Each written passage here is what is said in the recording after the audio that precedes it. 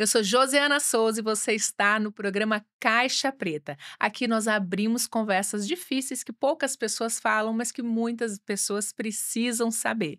E hoje nós vamos falar de um assunto que gera curiosidade, que gera polêmica, preconceito. O assunto é ayahuasca. E eu estou aqui com um especialista nesse assunto, Bruno Lisboa, com a doutora Elaine. A doutora Elaine vai falar sobre a legislação brasileira, sobre como isso está na nossa lei, e o Diego, que é um feitor de uma outra medicina que, para mim, complementa a ayahuasca, que é o rapé. Ele vai falar de como é feito, de que, para que serve, e sem mais delongas, Bruno, o que Sim. é a ayahuasca?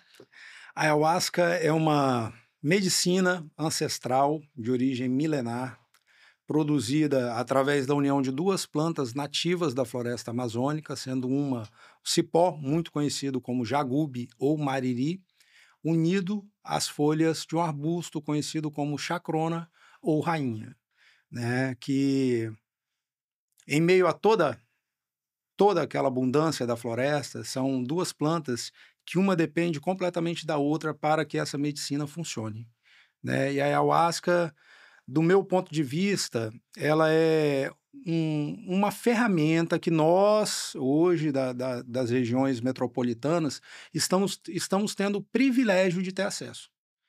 Porque essa ferramenta, eu costumo brincar que você pode, um prédio de 10 andares, você pode subir ele de escada. Você vai aplicar ali um determinado esforço e você vai conseguir chegar no topo, né?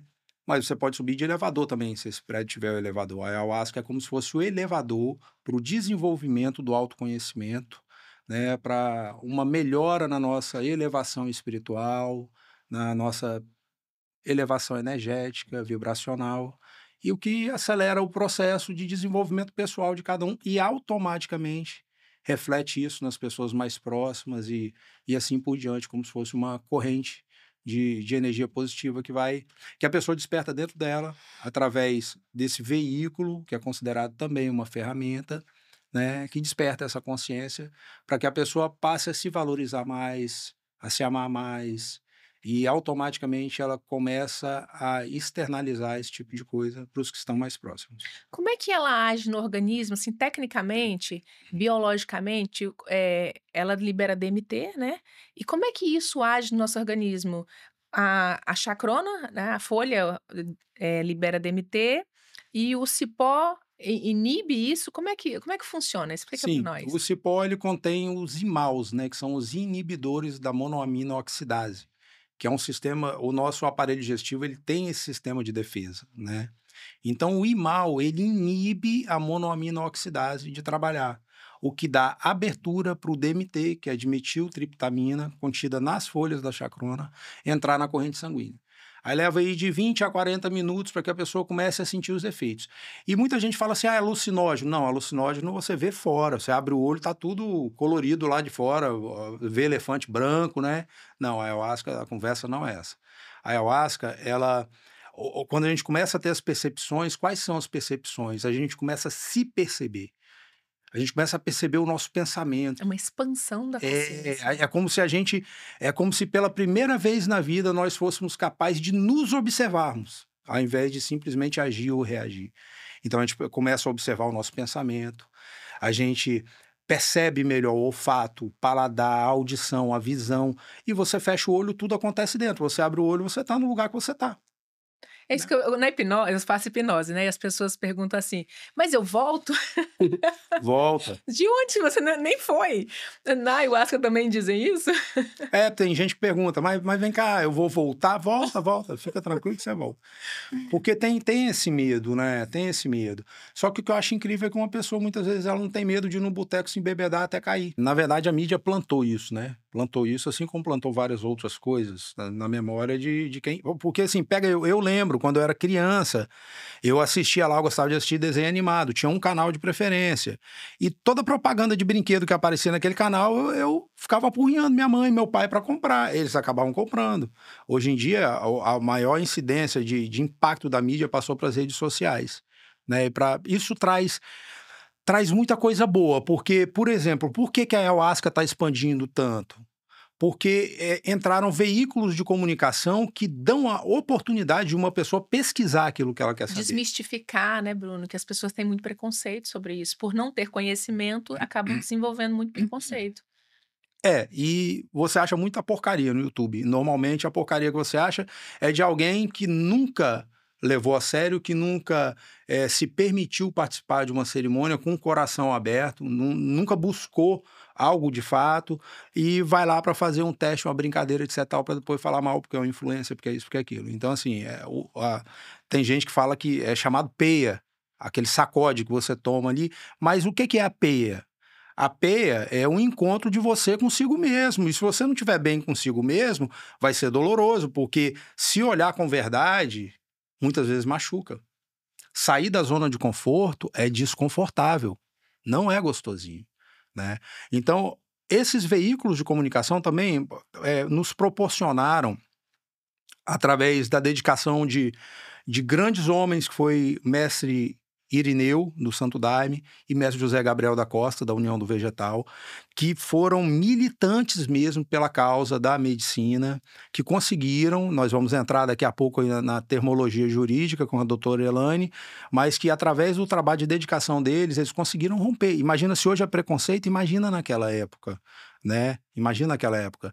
E eles abriram esse precedente de conseguir homologar para fins religiosos. Aí isso começou a trazer benefício, até cura para pessoas, né? Até cura para pessoas. Eu mesmo achei a ayahuasca, eu era viciado em crack, eu estava cansado de procurar uma saída.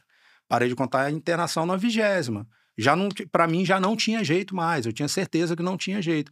Surgiu a oportunidade, a base do tratamento era a ayahuasca, e eu estou aqui hoje contando história 7 anos e meio depois. Entendeu? Que naquela época só queria morrer o mais rápido possível.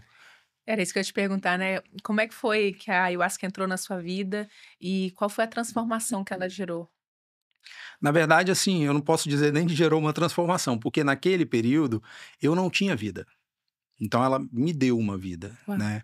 Quando eu falo assim, a ayahuasca me deu uma vida, aí vamos falar de religioso. Eu venho de um berço evangélico, eu cresci na Maranata. Eu sou cristão. Mas eu reconheci a medicina como uma ferramenta que me ajudou a enfrentar os meus próprios demônios, a reconhecer Deus de fato na minha vida e buscar honrar esse Deus, a oportunidade que ele estava me dando. De dentro para fora, pela primeira vez. Porque eu ouvia muito, estudava muito, acreditava, etc e tal. Mas viver foi de dentro para fora. Então, existe um marco na minha vida, que é dia 21 de janeiro de 2018. Ali morreu, literalmente morreu. Eu tive uma experiência de morte mesmo, assim, espiritualmente falando, e renasci com um propósito novo no coração. Na época eu não sabia. Depois que o tempo foi passando, eu fui ajudando outras pessoas, aí isso ficou claro. Ficou claro. A mesma coisa que salvou a minha vida foi uma ferramenta que eu venho utilizando para ajudar outras pessoas a saírem desse problema, que tem um índice de recuperação já identificado de mais de 60% de recuperação, enquanto a Organização Mundial da Saúde diz que apenas 1% dos adictos recuperam. De 1 para 60, né, eu estou falando de 60 vezes mais. Não estou falando em 60 pessoas, estou falando em 60 vezes mais, 59 vezes mais, né? Então, essa é a ayahuasca, uma medicina indígena, ancestral, com poder de cura e transformação absurda, porque não é teórico e não é de fora para dentro, é de dentro para fora. É uma oportunidade de se ver, né? De se enxergar e ver tudo que está fazendo toda a bagunça na nossa vida. É muito bonito ver o que você faz hoje, o trabalho que você faz hoje, como você conduz pessoas, como você ajuda pessoas no instituto. Nossa, me sinto agraciada por ter te conhecido, por consagrar lá com vocês. É realmente transformador. Voltando aqui um pouquinho, você falou dos mestres. ah, Muitas pessoas relatam um encontro com Deus, com a medicina. E os mestres, né, o mestre Irineu, José Gabriel, eles também tiveram esse encontro, né? Com certeza. Eram borracheiros e aí conta para nós, conta a experiência, Soldados da borracha. conta pra gente como foi que eles chegaram na medicina e tiveram esse encontro e de lá, assim como você, não fizeram outra coisa, quiseram Pois levar é, isso à os frente. dois, né, foi mais ou menos da mesma forma, que eles tiveram um encontro com a medicina. Aí, da medicina para frente, já foi um encontro particular, íntimo e espiritual de cada um. Os dois eram, na época que tinha os soldados da borracha, na região do Acre, né, os dois estavam não no mesmo período ali, nem na mesma região, mas estavam na mesma missão. E o mestre Irineu conheceu através dos índios, através dos indígenas. E ele consagrou a medicina e no meio da floresta ele recebeu uma visão da mãe natureza em forma da Nossa Senhora, foi a maneira que ele compreendeu, porque se a gente for falar de A referência do que espiritualidade, tinha dentro, né? exatamente. Deus se manifesta da maneira que ele quer. Para quem está merecendo aquilo ali, vai conseguir compreender. E deu ele a missão. Para você ter uma ideia, Mestre Irineu era analfabeto, 100% analfabeto. Todo o inário do Daime foi ele que escreveu. Uau! Com as músicas, com tudo. Com o ritmo, com tudo. Ele não sabia escrever. Aí vamos para José Gabriel da Costa. Mestre Gabriel foi a mesma coisa. Soldado da borracha, e nas caminhadas dele, em meio à floresta, ele ouviu falar de um chá. Um chá misterioso, e ele foi procurar esse chá, e ninguém queria servir esse chá para ele. Até que ele encontrou um que serviu. E esse que serviu o chá para ele, quando ele consagrou, ele recordou a memória espiritual dele de outras eras. O que ele estava fazendo nessa encarnação, quem ele era. Num estalo. E dali para frente ele já foi colher o cipó e a folha, levou para casa para fazer a medicina, a mestre pequenina, a esposa dele, falou: ô Gabriel, o que você tá arrumando aí? Vai fazer o chá daquele mutreteiro lá, do caboclo lá? Ele falou: não, esse chá é meu. Eu vou fazer o meu chá. Fui eu que fui buscar o cipó, fui eu que fui buscar a folha. Esse chá é meu, não é o dele não. E dali para frente, aí nasceu a UDV, que é a União do Vegetal, né? Então foram duas religiões que enfrentaram muito preconceito, mas que as duas ensinam coisas simples. Seria o Amor, amor, né? perdão, exatamente. Autorresponsabilidade para consigo e para com o seu próximo, né? E aí isso chegou até a região metropolitana. Aí, vamos dizer assim, junto com o YouTube, com o Instagram, aí as pessoas começaram a ser informadas e a pesquisar.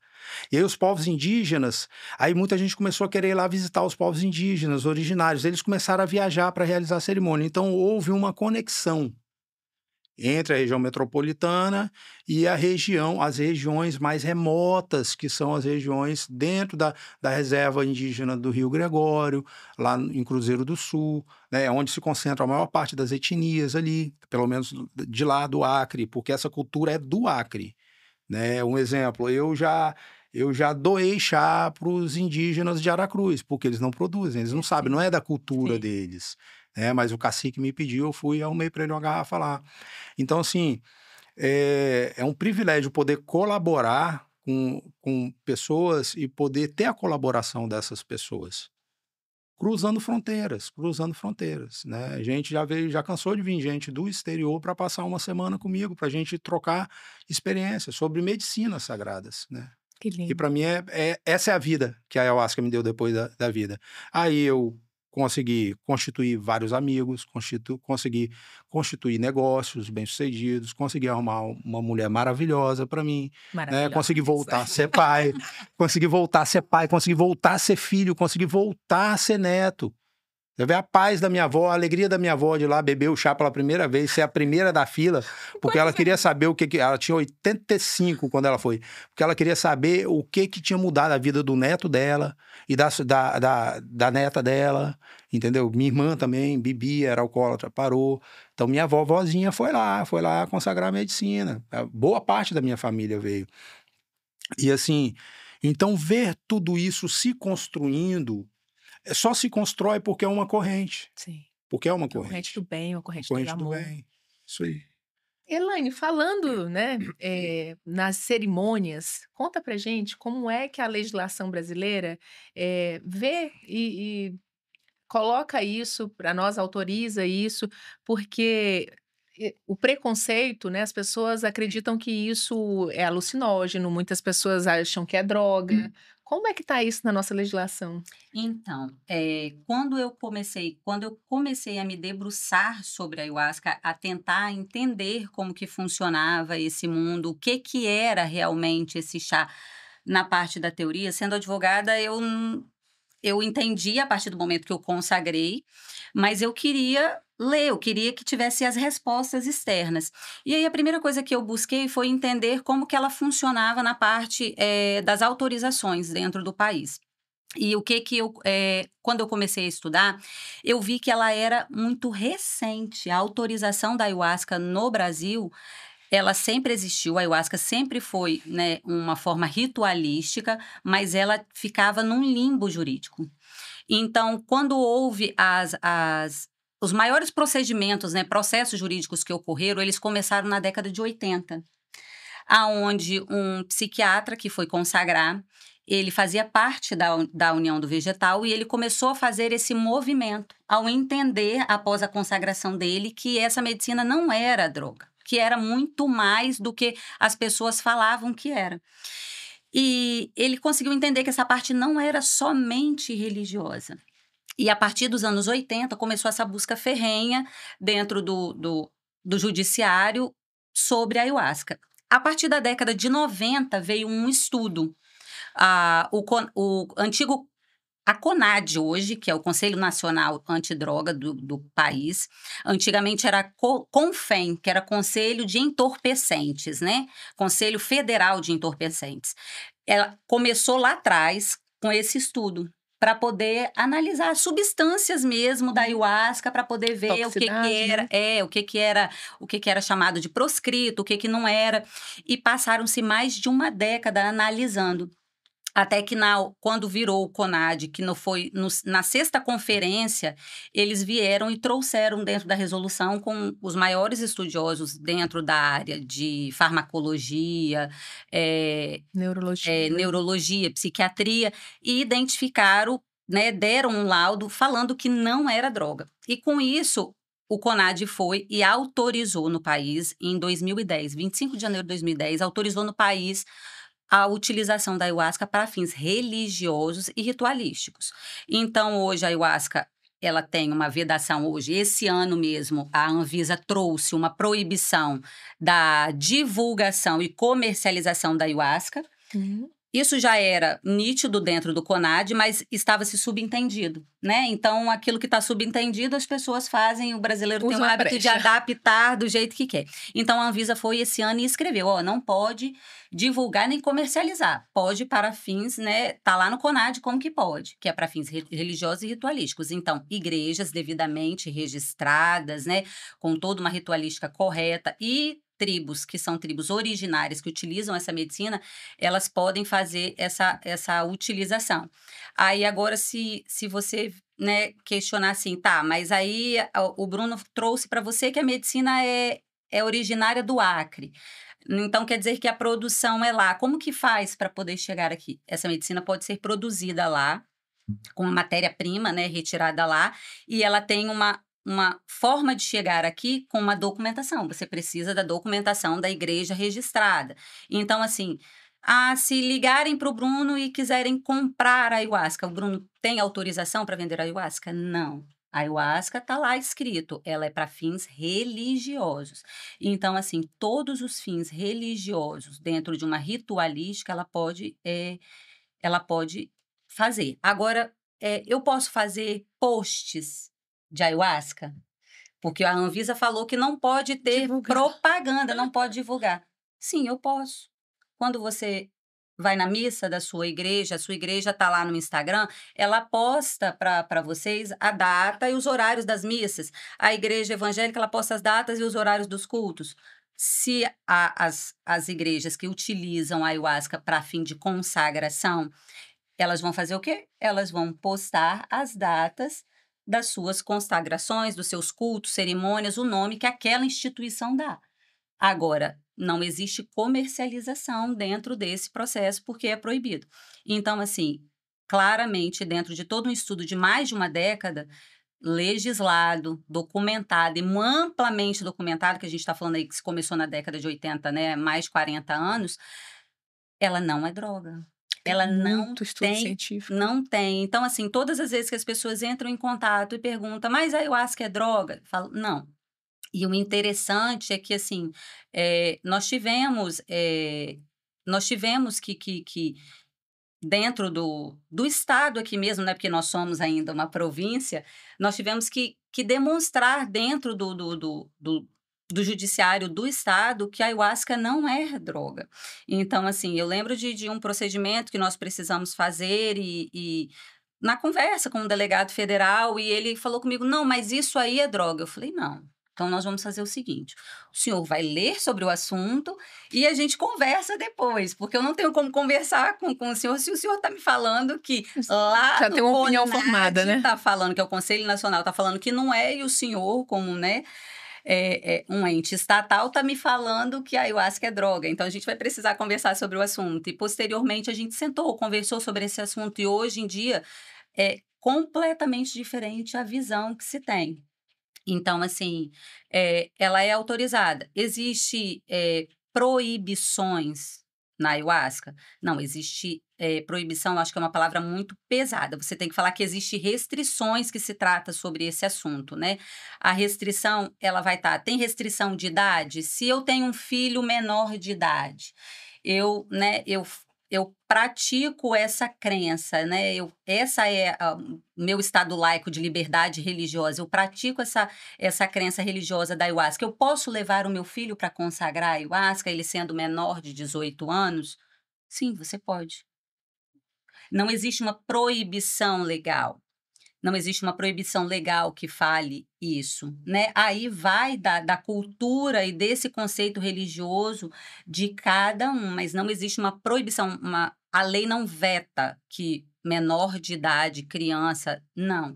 Aí vai da instituição, se a instituição recebe, se a instituição não recebe, se os pais, os dois estão autorizados, se eles consagram a medicina, ou se os pais não vão consagrar a medicina e esse jovem, né, porque geralmente jovens buscam, esse jovem quer consagrar, existe termos autorizativos de procedimentos corretos para poder esse jovem participar da cerimônia, da ritualística, sem a presença dos pais. Com a presença dos pais já é uma outra coisa, se os pais praticam essa fé. Ontem mesmo eu recebi uma ligação e um membro de uma casa perguntando se ele, né, que ele fez uma postagem de uma criança consagrando a medicina, se ele não iria ter problema.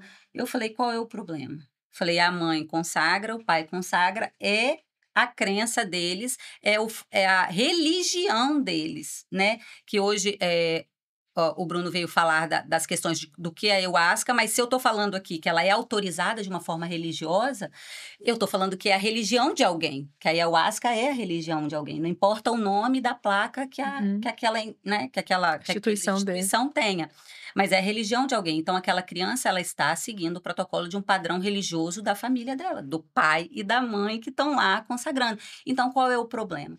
Se eu posso uma criança dentro de um templo muçulmano, ou dentro de um culto evangélico, ou dentro de uma missa católica, ou dentro de um terreiro de umbanda, por que eu não posso postar essa criança que está com o pai e com a mãe junto, participando de uma ritualística com a medicina da ayahuasca, se não tem nada que proíbe? Agora, Bruno, obrigada.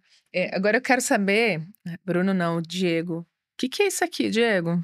Para que serve isso? Vamos falar dessa medicina aqui, que também é muito legal.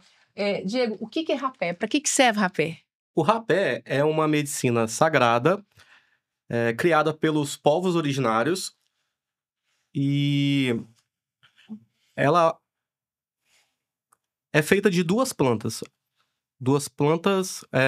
principais, né? O tabaco e alguma outra cinza, seja ela tsunu, pichuri, paricá. A união dessas duas plantas formam o pozinho, né? Que é o rapé, e ele é aplicado no nariz. Esse instrumento aqui é um instrumento sagrado de cura. Esse aqui é um tipi. Ele serve para assoprar a pessoa, o aplicador, né? A pessoa que vai fornecer o sopro, ele assopra aqui e a outra pessoa coloca no nariz e aí recebe a medicina. Lembrei do Richard agora fazendo isso ao vivo. Eu vi esse vídeo.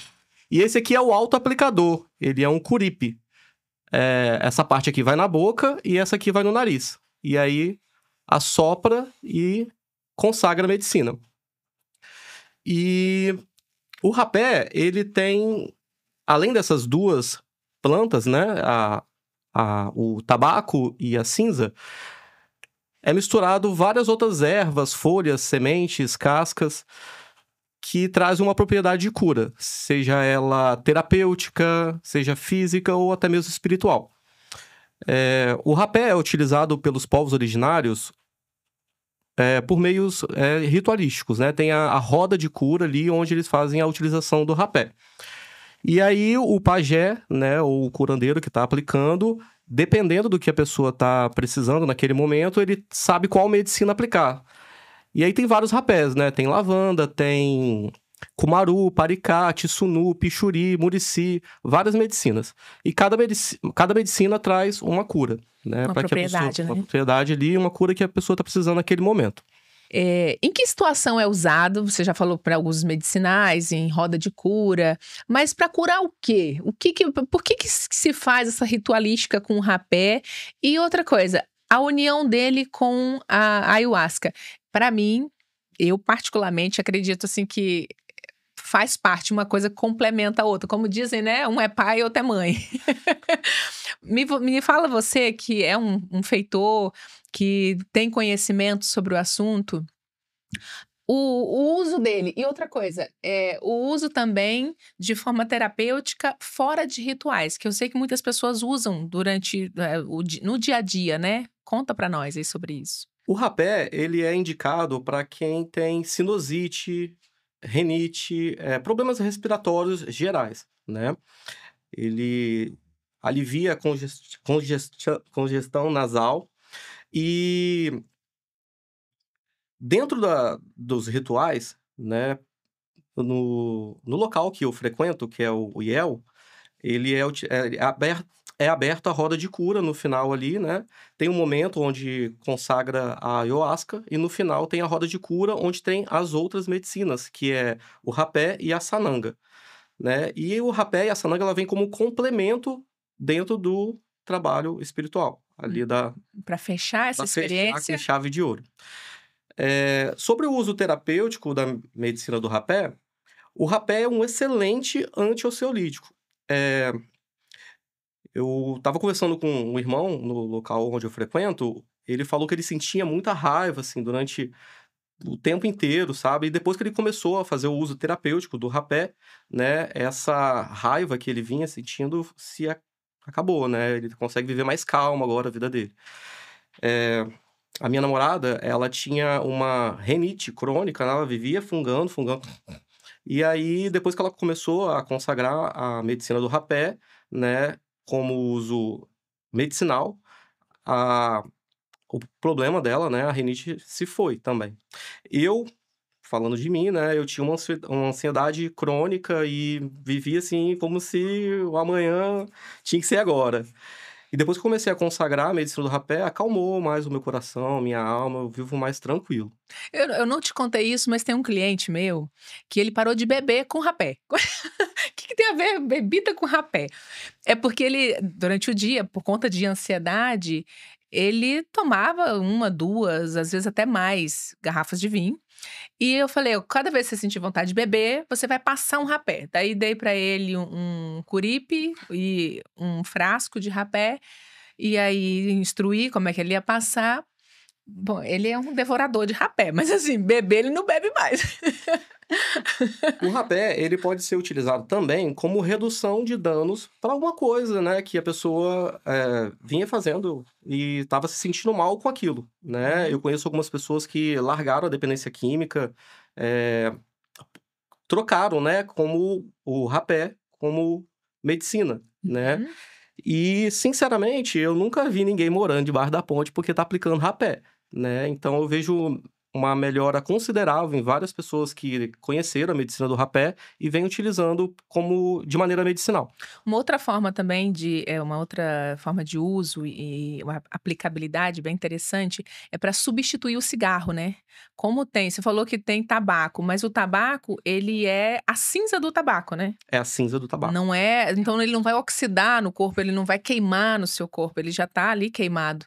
E esse estudo foi feito em Londres para redução e para extinção do cigarro substituíram pelo rapé. Só que eu quero deixar um parênteses aqui, que foi o rapé industrializado. A gente consegue comprar rapé numa tabacaria. Esse rapé é de tabacaria? Como é que é Não, esse? esse rapé sou eu que preparo essa medicina. Eu aprendi a preparar essa medicina com um dos melhores feitores lá do Acre, né? Essa medicina ela vem do Acre, vem dos povos originários. E através de muito estudo, né, eu venho conseguindo preparar essa medicina cada dia melhor. Sobre a substituição do tabaco com o cigarro, né, do rapé com o cigarro, o rapé ele também serve como uma redução de danos, né? Porque o cigarro ele tem várias químicas, ele tá escrito na caixinha ali. Inúmeras substâncias. E o rapé, o que eu preparo, ele não tem química nenhuma. Eu que preparo, eu garanto que ele só tem a folha de tabaco e cinza, né? E se a pessoa quiser parar de aplicar rapé, fica muito mais fácil depois, né? Reduzir, ali vai reduzindo as aplicações. Eu mesmo eu precisei ficar vários dias, né, sem consagrar a medicina e consigo ficar tranquilamente. Eu não fico por conta da minha ansiedade, eu não preciso, né? Então, assim, ela é utilizada, assim, como redução de danos com o cigarro também. Muito interessante, muito rico. Bruno, a Elaine falou sobre a legislação para uso para fins religiosos. O que tem a ver religiosidade e a consagração, a cerimônia em si da ayahuasca? Então, eu tenho para mim, eu não sei responder com exatidão, mas eu tenho para mim que foi a única brecha que eles encontraram na lei para poder ter uma maneira de consagrar a ayahuasca. Para homologar, né? A questão do Estado laico, né, que nós temos, então, para homologar junto à CONAD. Porém, hoje já é perceptível de que não tem nada a ver com religião. A ayahuasca, eu considero a ayahuasca vamos dizer assim, uma filosofia de vida, né? Da mesma maneira que algumas pessoas buscam se conectar, porque existem algumas inúmeras maneiras de se conectar consigo mesmo e com Deus. Respiração, esporte, né? Concentração, jejum, oração.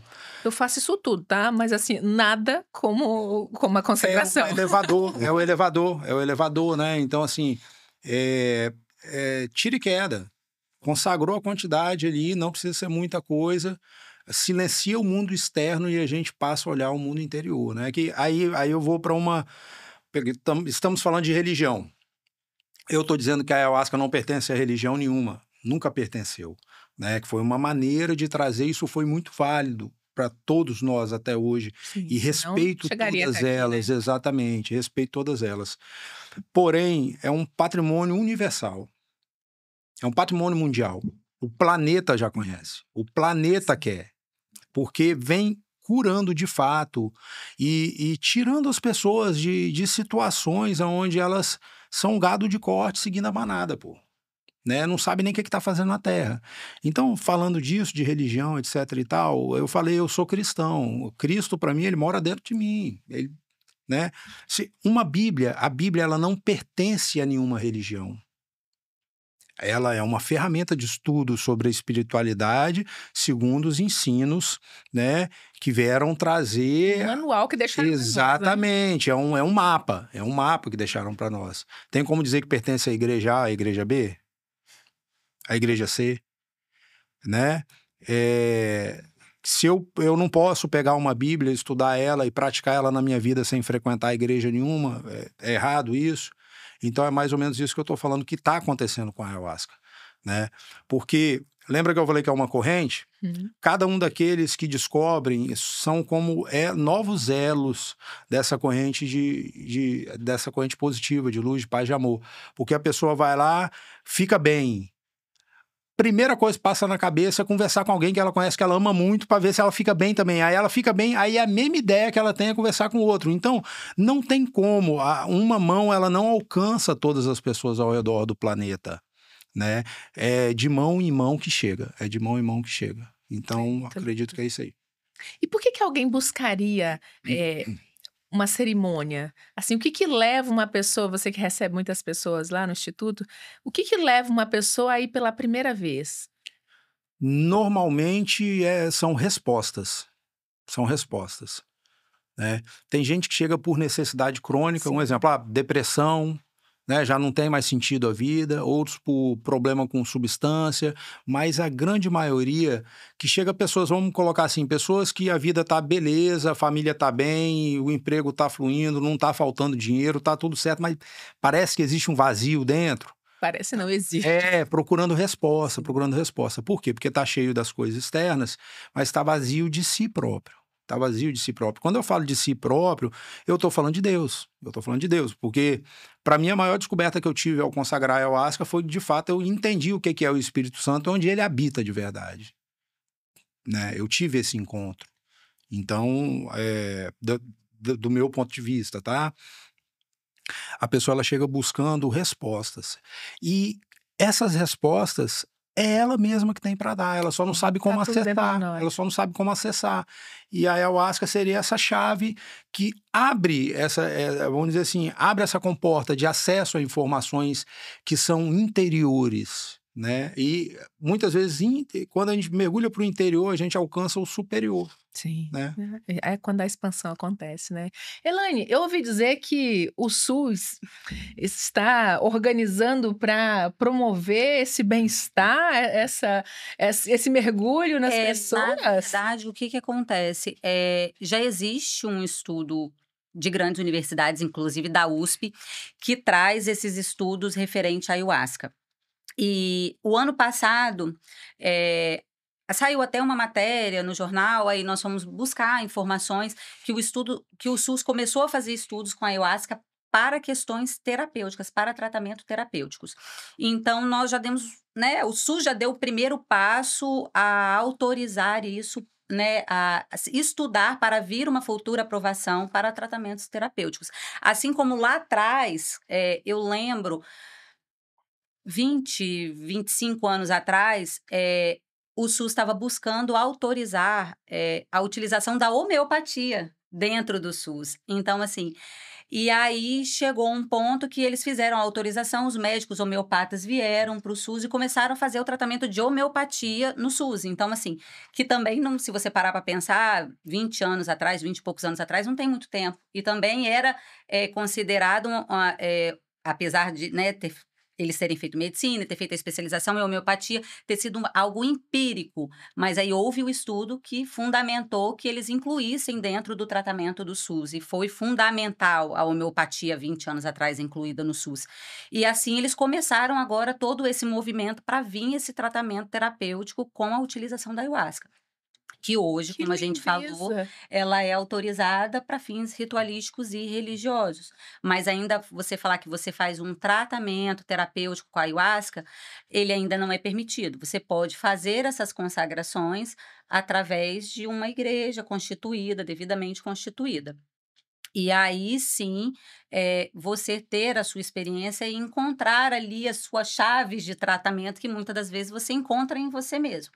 Mas agora falar bem assim, eu posso ter uma clínica com tratamento com ayahuasca? Não, ainda não é autorizado. É autorizado para fins ritualísticos e religiosos, mas que a gente já sabe que hoje nós já estamos boa parte do caminho andado, né? Não sei se isso é interesse das indústrias farmacêuticas, claro porque que não, na verdade, né? Não vai ser. Não vai ser, porque as pessoas vão deixar de tomar o clonazepam, o diazepam. Então, assim, e elas vão passar a consagrar a ayahuasca. Então, assim, que é acessível, né? E transformador de fato. Não é então, paliativo. Não é. Muito interessante, obrigada, Elaine. Bruno, conta para nós algum caso de pessoas que já passaram por lá, casos assim que mexem assim com o teu coração, que você fala, nossa, essa pessoa, devido ao uso da medicina, ao uso na consagração da medicina, mudou completamente. Bom, tem vocês dois, mas eu sabia de vocês dois. Deixa eu falar aqui. Fala aí, Diego, como é que foi aí, Diego? Fala aí, Diego. Eu falo? Conta aí como é que era o colchão pôde lá. Conta aí, quando o colchão pôde. Vou falar pro Bruno. Eu cheguei até o Instituto, o IEL, né, com a minha vida, assim, arrasada. Assim, não tinha vida. Não tinha vida mesmo. E aí conheci a medicina através do irmão Bruno. E foi, assim, um estalar de dedo aqui dentro de mim, uma conexão comigo mesmo, né? E transformou a minha vida. Eu ouvi do irmão Bruno, no segundo dia que eu estava na casa, ele me chamou para conversar e ele falou o seguinte: essa medicina, ela pode transformar a sua vida, não é mudar não, porque mudar é muito fácil, você muda daqui, daqui a pouco tá ali, mas continua a mesma coisa. Ela pode transformar a sua vida se você quiser. E eu estava tão desesperado, assim, querendo essa transformação, e eu aceitei isso dentro de mim e eu recebi. Hoje eu tô aqui vivo, né, contando história, participando Não do só isso, programa bem com você. sucedido, né? Bem Uma sucedido. família. Consegui realizar todos os meus sonhos hoje, né? Tudo que eu sempre busquei, que eu nunca fui um cara muito pretensioso de coisas materiais, né? Tudo que eu queria era ter os meus filhos perto de mim. E hoje em dia, hoje eu tenho os meus filhos comigo, né? Tenho minha família unida e continuo frequentando o Instituto, o IEL, consagrando a medicina. Que interessante. Um outro caso, o mais crítico que eu recebi até hoje, já recebi um tanto crítico, assim, mas o mais crítico, né, foi, eu não vou citar o nome aqui, mas chegou lá a mãe dele com ele chegou com a cara bem assim. Falou, meu filho, não, antes de ir, ela me ligou. Falou, fiquei sabendo que você consegue ajudar as pessoas aí, que você tem um chá e que você ajuda as pessoas. Eu tenho um filho aqui, ele é uma pessoa maravilhosa, ele é um menino sensível, carinhoso, amoroso. Ele só tentou matar o pai esfaqueado, aí tacou fogo no prédio, prenderam ele, aí quando soltaram, ele foi lá e tentou esfaquear o pai de novo, aí foi pro manicômio, ele fugiu do manicômio. Eu não sei o que eu faço mais para ajudar meu filho. Falei, minha senhora, eu não tenho aparato de segurança para lidar com uma pessoa dessa, não. Ela, por favor, meu filho, eu não sei mais a quem pedir. Aí eu lembrei da minha mãe, que tinha acabado de partir, né? Que, graças a Deus, o último ano da vida dela, que ela descobriu que estava com câncer, eu já tinha me tornado o alicerce da família, né? A coluna mesmo, assim, de segurar tudo, ocupando o meu lugar de filho mais velho. E eu lembrei da minha mãe, falei, quantas vezes minha mãe ligou para os outros pedindo socorro para o filho dela, pedindo socorro, pedindo ajuda para descobrir onde é que estava, sem saber se estava vivo, se estava morto. Falei, traz o menino, traz. Aí cheguei pra galera, falei assim, aqui ó, tá chegando um suicida assassino aí, você esconde tudo quanto é faca, fósforo, que ele é incendiário também, some com álcool de pé, tranca tudo lá embaixo. E ele chegou. Esse menino, ele ficou bem, dali ele tocou a vida dele, virou um grande amigo, virou um parceiro de um tanto de coisa, é assim, uma pessoa que eu amo de coração, né, e desenvolveu e cuidou da vida dele, tá seguindo a jornada dele aí. E assim também houveram outros, já houveram de chegar, também que eu não vou citar nome, mas da mãe falar, pelo amor de Deus, ajuda, que eu fiquei sabendo que você ajuda, que se ele entrar pela porta, meu marido sai pela janela, né, eu tenho filho pequeno para criar, não tem como, não posso perder meu marido agora.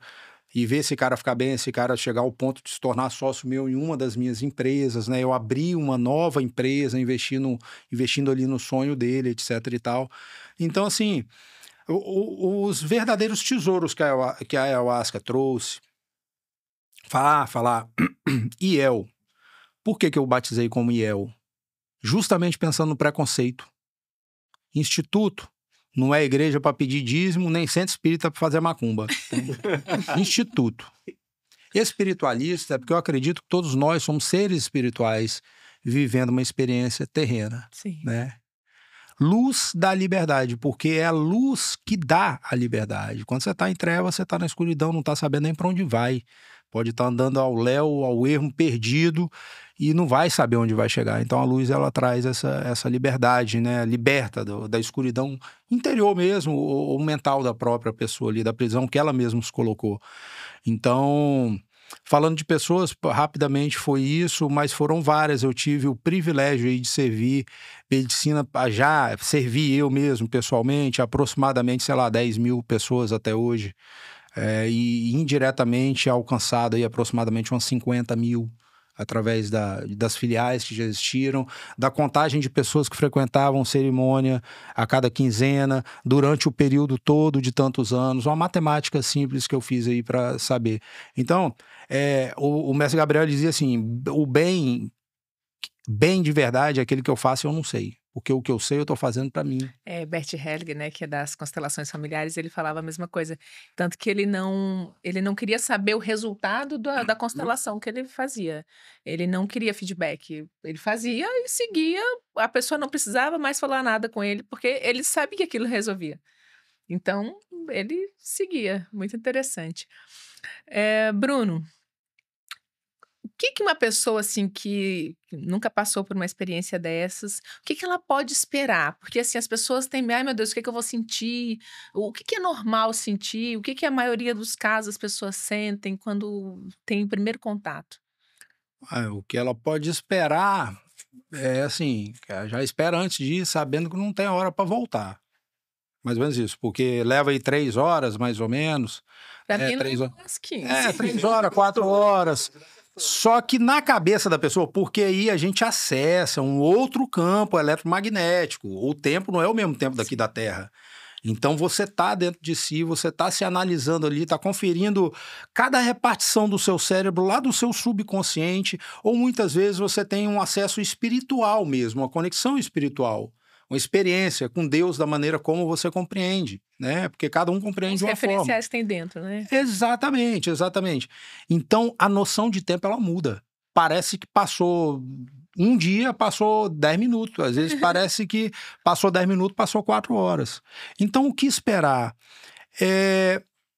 Esperar que você vai se... E assim, buscar saber onde é que você vai consagrar, mas esperar que você seja bem recebido e bem cuidado. Que você está em segurança, você está com uma família que consagra a medicina. E que eu que estou lá na frente servindo o chá, falando de mim, eu já cheguei lá atrás, já fui o últimozinho da fila. Já gritei socorro, já pedi para trocar balde, já vomitei em mim mesmo, entendeu? Já vomitei, já tive diarreia ao mesmo tempo. Então, assim, ninguém chega. E a diarreia fazem parte? Como é que funciona? Não por é. que a pessoa acontece isso fisicamente? Vamos voltar lá atrás no IMAL, lembra? O inibidor da monoamina oxidase, ela desbloqueia o aparelho digestivo para receber o DMT na corrente sanguínea, porém gera uma espécie de constipação. O próprio cipó gera. E aí a limpeza, ela não é via de regra.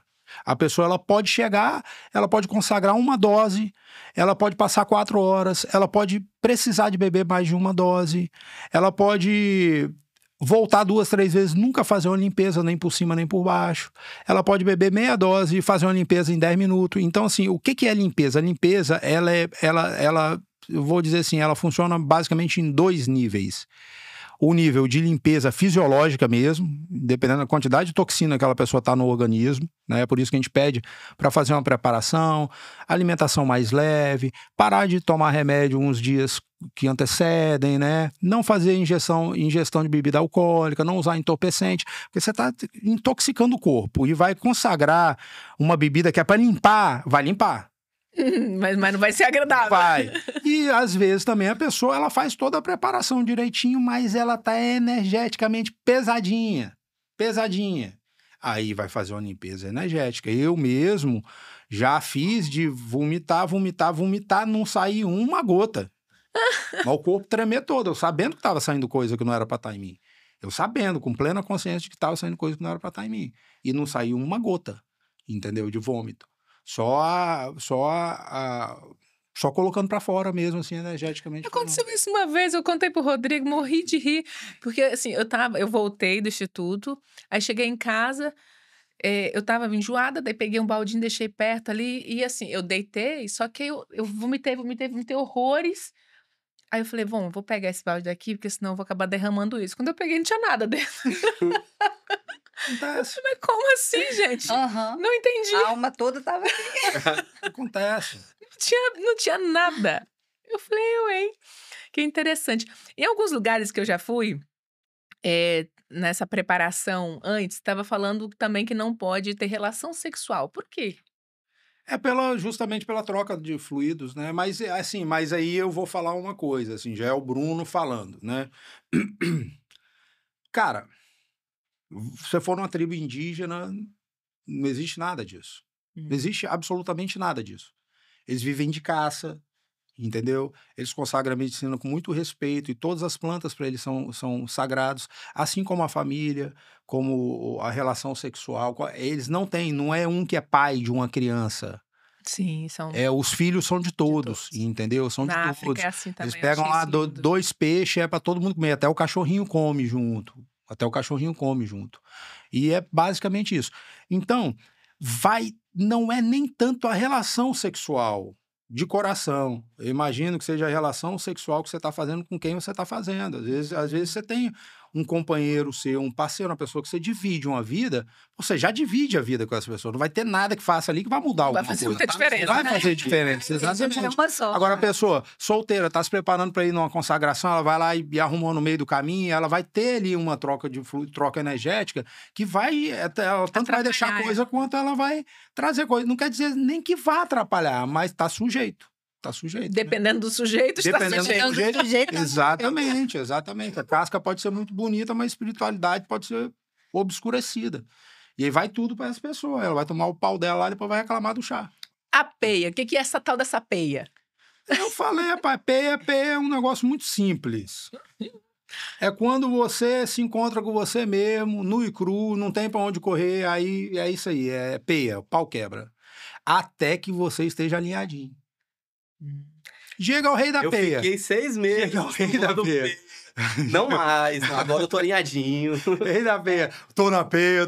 Eu falo, sai dessa peia, velho. Tem 15 anos que você bebe chá, sai dessa peia. Mas aí tem Tô na peia. processo espiritual eu sei que é Processo espiritual de intenso aprendizagem. É por isso que é peia, não. É processo espiritual de Não, aí por isso que o Bruno tem que se meter. O que é peia? Peia na linguagem coloquial. O acriano é peia, tomar sarrafo mesmo. É paulada, é chicotada. Isso aí já inventaram pra ficar bonitinho. Não tem nada disso, não. Peia é sarrafo mesmo. Surra de cipó. Entendeu? Peia, qualquer coisa. Se um guri apanhou da mãe, tomou-lhe uma peia. Entendeu? Lá é peia. É originário de lá. Peia. Eu Aí conheço pegaram, aí peia. tem um artista com o nome Peia, cantou as músicas maneiras, aí foram lá e criaram uma harmonização, processo espiritual de intenso aprendizado. Tem Tem que nada colocar disso. nome. Tem nada disso. É peia mesmo. E dentro do que você estava falando, que ele trouxe o incendiário, uma coisa que é muito interessante. O judiciário aqui não pratica, mas no Acre, o Santo Daime, a religião do Santo Daime, tem uma parceria com a Secretaria de Justiça. E eles, de tempos em tempos, retiram uma quantidade de presos da prisão de segurança máxima, que são só, né, chefes de facções, os maiores crimes, e eles pegam esses que se disponibilizam para passar pela experiência da ayahuasca. Então, assim, é interessante, tem até uma reportagem disponibilizada, eu não lembro em qual página do YouTube, mas tem disponibilizada, na qual você vê, eles saem em filas, né, a Secretaria de Justiça autorizando a saída deles, eles passam pela consagração, e depois eles voltando em filinha, né, aí aquela história que a gente consegue imaginar, se a peia Imagina a peia... De mas quem está confinado. A Secretaria de Justiça fez essa parceria com o Santo Daime. Então, assim, é muito interessante, porque pra gente aqui é de um jeito, né? E aí, dentro do mesmo país, que nós somos continental, lá o Acre já faz um outro trabalho que, assim, eu falei que é uma das... É a origem também. Dos maiores interesses hoje que nós temos é trazer isso juridicamente para dentro do corpo do Judiciário do Espírito Santo, né? Mas primeiro a gente tem que quebrar os paradoxos. Agora, gente, eu tava aqui pensando, a gente vai fechar com um sopro. Aê! Agora, assim, ó, é ao vivo e a cores. Deixa eu dar o sopro. Tô brincando. Vai. Não, eu não sei o que é pior aqui. Se for ele, é assim, pra me jogar lá em casa. Se for essa daqui, eu vou parar no Maranhão. O Diego aprendeu com o pajé, assim. O mais indicado. O mais indicado. Não, mas o Diego foi o meu primeiro sopro, tá? O meu primeiro sopro foi com o Diego. E eu fiquei 2h40 sentada na cadeira com a mão assim. Não posso falar agora. Foi bom? Foi excelente. Foi a primeira vez que eu conhecia a medicina. Então é o seguinte, eu já vou me despedir de vocês. Vocês vão assistir minha peia. Vou fazer isso para vocês verem como é que é feito.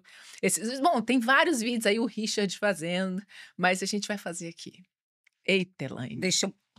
Misericórdia. Você quer meu ou do Diego? Vai ter você que tá aqui do meu ladinho. Agora, assim, ó. É beija... Sete flores.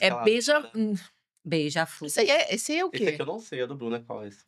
Esse é aquele Melissa com Artemisia. Não, dá esse Melissa aí, porque esse 7 flores, assim, tá quase 7 ervas. Uhum. Que é isso? Bem pouquinho, hein? Bem Bem pouquinho. pouquinho, que eu tô aqui linda, maravilhosa, fantástica, Você sabe que eu tirei incrível. o trauma da Ju, do rapé. Ui, socorro. Tá bom? Tá ótimo. Você tirou o trauma dela? Lembra que você deu um sopro nela, traumatizou a pobrezinha? Mostra ali pro pessoal, Elaine, Ó, como é vamos que ver. é. O rapé. Ela vai pegar aí A metade, metade. vai me fazer chorar. Isso. Gente do céu. Só eu mesmo fazer um negócio desse aqui ao vivo.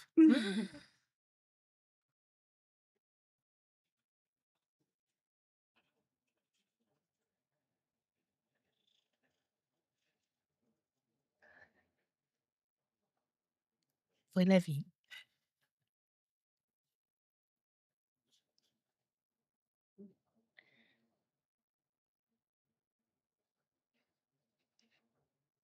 Tá melhor que o Richard. Ache. Eu vou falar uma coisa pra vocês, tá? O sopro da doutora Elaine aqui é... Mesmo fraquinho, não tem nada de fraquinho. Quero agradecer a companhia de vocês. Eu espero que vocês tenham gostado, que tenha esclarecido, que tenha tirado mais um pouquinho dessa camada disso que as pessoas mostram que não é verdade. Aqui tá pessoas que consagram, pessoas que fazem isso com respeito, com honra e que transformaram as suas vidas. Então eu espero que você abra o seu coração e se permita passar por essa experiência, porque é transformadora, é lindíssima, mas vá de coração aberto. Bruno, seu encerramento, suas últimas palavras de hoje, de agora. Minhas palavras são gratidão pela oportunidade, gratidão por sua vida, né? E gratidão a todas as pessoas que estão nos assistindo nesse momento aqui, né? Que a vida de cada um de vocês, que a vida de cada um de nós seja cada vez mais repleta de luz, paz, amor e harmonia. Amém. Diego. Agradeço o convite, a oportunidade, né, de estar aqui trazendo a medicina. Agradeço o irmão Bruno pelas palavras, a doutora Elânia, tá? E a você, Josi, Obrigada. pelo convite, tá? Doutora Elaine, maravilhosa. Essa mulher, eu vou contar uma coisa para vocês. Lá no Instituto, ela cuida da gente. Ela faz isso com tanto amor, com tanto carinho. Eu disse no domingo, que foi aniversário dela, eu disse, quero dizer para vocês, ela faz isso com tanto amor que a gente tem vontade de assim, botar lá no colo. Eu tenho muita gratidão por vocês, mas especialmente por você, por todo o carinho, por todo o amor que você coloca, que você dispõe ali pra gente. Eu que agradeço. Na verdade, eu só faço aquilo que eu recebi há 4 anos atrás. Há 4 anos atrás, o Bruno me recebeu junto com a irmã dele dentro de uma dificuldade, né, que eu fui buscar para ajudar o meu filho e acabei vendo a minha dificuldade. E lá eu fui salva e resgatada. Então, eu tento hoje retribuir. E hoje eu sigo nessa missão de retribuição para todos aqueles que chegam para mim, tentando fazer o mesmo, com um único propósito, que é o propósito da instituição, que é salvar vidas. Então, o único objetivo que eu tenho aí, quando eu estou lá, é exatamente esse: salvar vidas, acolher e me tornar com isso um ser humano melhor.